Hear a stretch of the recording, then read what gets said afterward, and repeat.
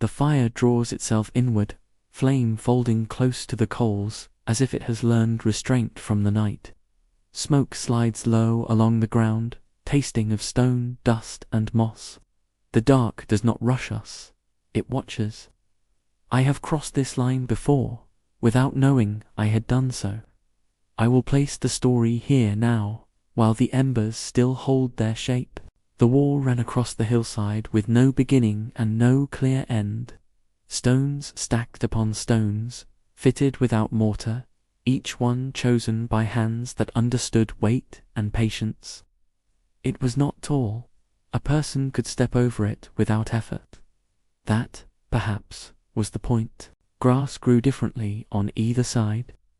On one, it lay flat, combed by wind and weather. On the other, it stood in uneven tufts, darker, as though the soil remembered something the sun did not reach.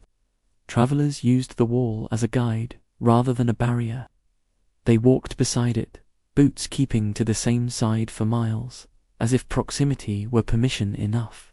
There was a habit passed quietly between those who knew the land. Do not cross the wall at night.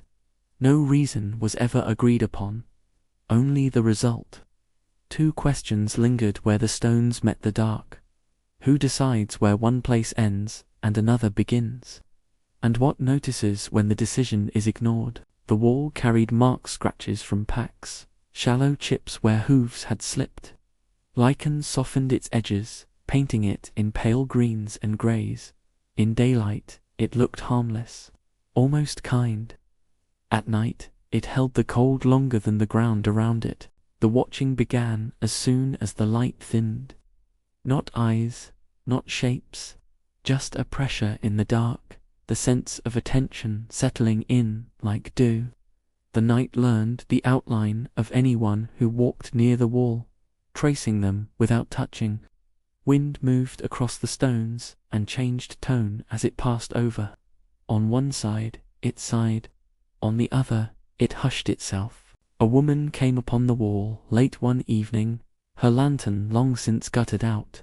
She had misjudged the distance between villages, trusted a path that faded too quickly.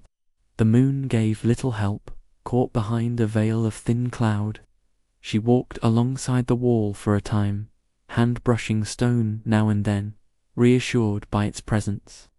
Boundaries, after all, feel safer when they are solid. The watching grew heavier, not closer, more certain. Her steps slowed.